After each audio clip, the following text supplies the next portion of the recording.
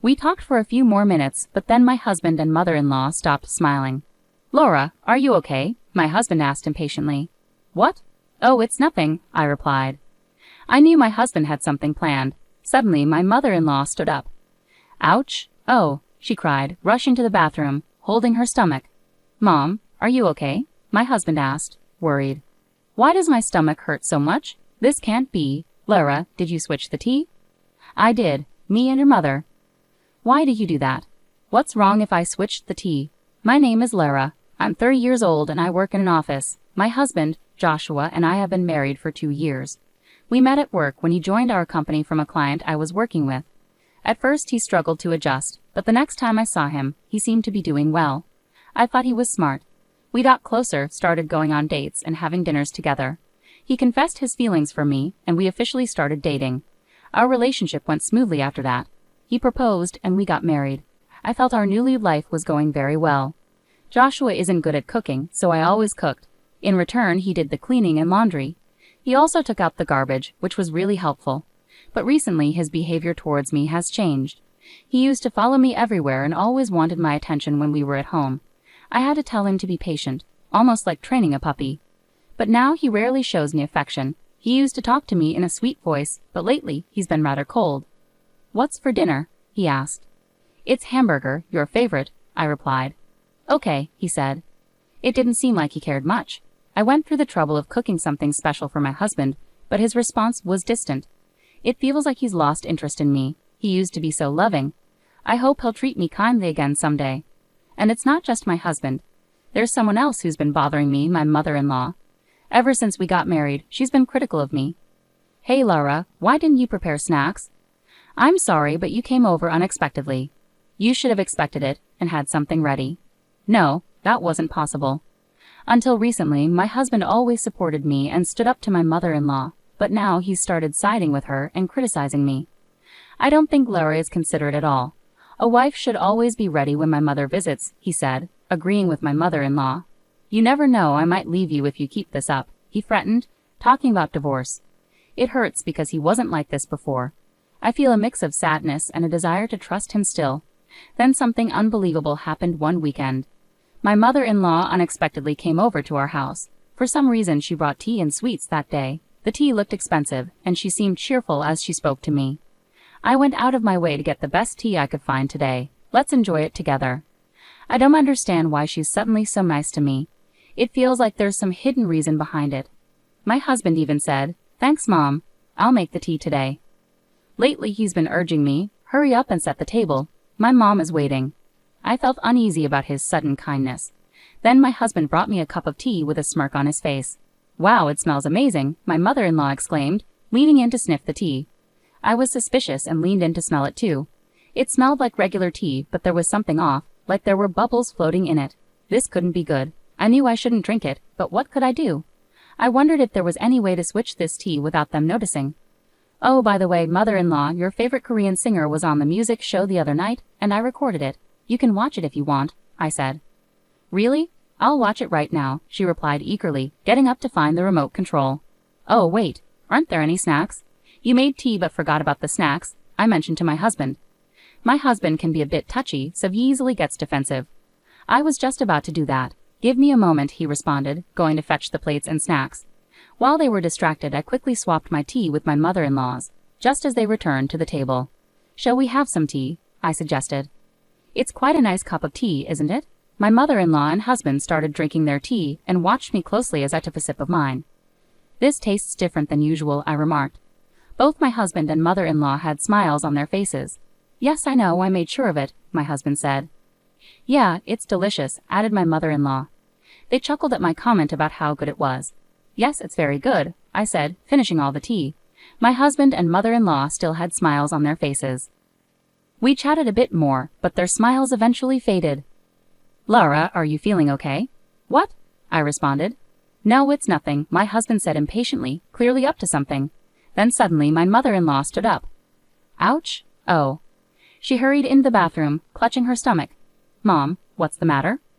"Why do I have such a stomach ache? Oh no, this can't be happening." "Hey, Laura, did you switch the tea?" my husband asked urgently. "I swapped mine with your mother's," I admitted. "What? Why would you do that? What's wrong with swapping? Does that mean there was something wrong with the first tea you gave me? No, it's just that. Tell me the truth, or you won't be able to handle the consequences, and your mother will be in danger, I insisted. Reluctantly, he admitted, I actually put a large amount of powdered laxative in your tea. Wow, no wonder she got a stomachache. Large doses of that stuff can be really dangerous. Seriously? Call an ambulance, he said quickly. Okay. That's how my mother-in-law ended up being taken away in an ambulance. My husband was visibly upset and hurried to go with her. Meanwhile, I decided to pour the tea he tampered with into a water bottle to keep as evidence. I'm taking this to the police to file a report. While my husband and mother-in-law were at the hospital, I made the decision to pack up my things. I called my parents and asked them to help me move out. When I arrived at their house, my husband called. My mom's in bad shape. She'll be in the hospital for a few days. Can you bring her some clothes and things she needs? He asked urgently. What? No, I can't do that, I replied firmly. You have to. She's in trouble, and you're my wife. Please, he insisted. I can't do this anymore. I'm filing for divorce, I said decisively. Divorce? I exclaimed. When I mentioned the word, there was a moment of silence from my husband. I understand. If that's what you want, then fine. But since you're the one asking for divorce, you don't get any share of our property, he replied coldly. What are you saying? You're the reason for this divorce, so I deserve my fair share, I retorted. Don't be absurd. I'm not giving you anything. This divorce is your decision, not mine, he argued. I'm appalled. You're the one who tried to make me drink that tea with laxatives. How can you deny your responsibility?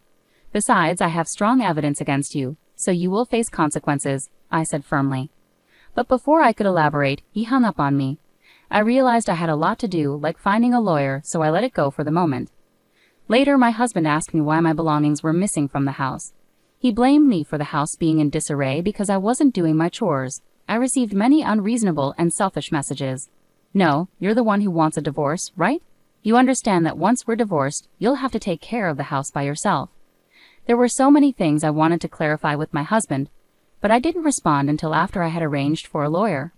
Once my mother-in-law was discharged from the hospital, my husband and in-laws visited my parents' house, clearly upset. Divorce isn't the solution, but I'll go along with it. You didn't even bother to visit my mom in the hospital after what happened. You just left our house with your stuff. How can I stay married to someone like you? My husband said arrogantly. My mother-in-law glared at me, and it seemed they had only told their side of the story. My father-in-law believed them. Laura, I think you're being selfish, he remarked. My father-in-law is the only reasonable person in my husband's family. I knew he would see things differently if he knew the whole truth. I took out my phone and played an audio recording. I had actually put a lot of powdered laxatives in Lara's tea. The audio was strong evidence. When they heard it, my husband and mother-in-law turned pale. How did you get that recording? My husband had implicated himself. Father, I felt threatened. I quickly swapped my mother-in-law's tea with mine. Suddenly, she complained of a stomachache. She had always treated me badly, and my husband used to defend me against her. But recently they started teaming up against me, and now he had gone too far. After hearing my side, my father-in-law's expression turned furious as he stared at my husband and mother-in-law. Joshua, what's going on here? Is it true that you've been mistreating her too? He demanded. My husband and mother-in-law were visibly embarrassed under my father-in-law's scrutiny. No, Dad, wait, it was just a joke. Lara got upset stomach from the laxatives I put in her tea. It was meant to be a harmless prank, Joshua tried to explain. I would never mistreat her either. It was all in good fun. You can't call that bullying, my mother-in-law chimed in, attempting to justify herself. I don't think that was just a joke. You can't keep getting away with this.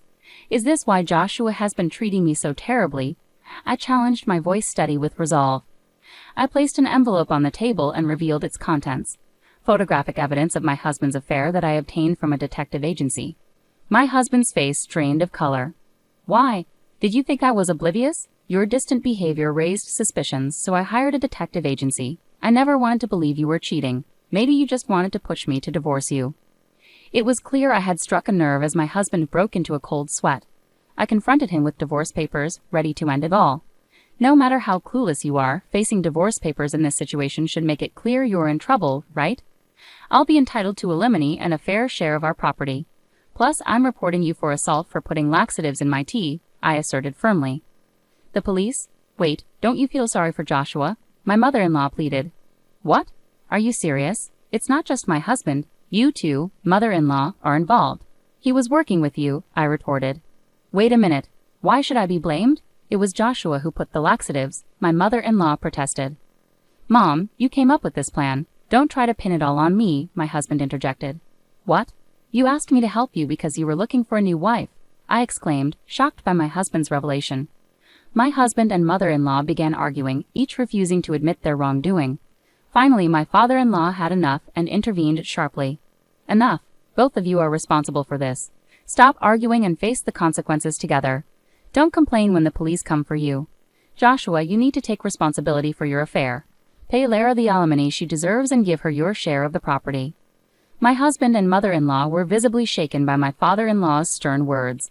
I was relieved he intervened, as my own father was on the verge of losing his temper too. I'll handle the legal aspects through lawyers, I declared, urging my husband to sign the divorce papers promptly. After much reluctance, my husband finally signed the divorce papers under pressure from my father-in-law. I apologize sincerely for the trouble caused by my foolish son and my wife. I'm truly sorry, my father-in-law said to us, then escorted my husband and mother-in-law home. Following that, I pursued alimony claims against my ex-husband and his affair partner through my lawyer. I received $30,000 from each of them. Subsequently, I filed a police report against my ex-husband and ex-mother-in-law for assault. I provided the audio evidence of my husband planting laxatives and the tea from the incident, leading to their arrest. They were both fined as a result. As a result, my ex-mother-in-law found herself in a situation where she had to work and pay the fine on her own, after my ex-father-in-law left her and filed for divorce. Struggling with the fallout, she couldn't even rely on her own son due to their mutual betrayal. Currently, she's working part-time for a modest salary to meet her obligations.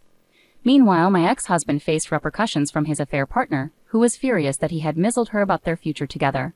She demanded alimony, and my ex-husband, unable to handle the situation, borrowed money to pay her off in a lump sum. This sudden payment caused the affair partner to disappear from his life entirely. In short, my ex-husband found himself abandoned by both me and his affair partner, burdened with significant debt. It's a situation he brought upon himself and truly deserves. On the bright side, I achieved what I wanted, securing my share of the property, which brings me relief. I'm currently living independently in an apartment and working hard. Recently, I even received a promotion at work. I'm considering taking a trip with friends or my parents to celebrate this new chapter in my life. Intentionally putting laxatives in someone's tea is a serious crime, not a joke. Both my ex-husband and ex-mother-in-law should face the consequences for their actions. I'm grateful that my father-in-law was understanding and supportive throughout the ordeal. Despite this disaster, I'm optimistic that I'll find a wonderful person in the future who respects and cares for me.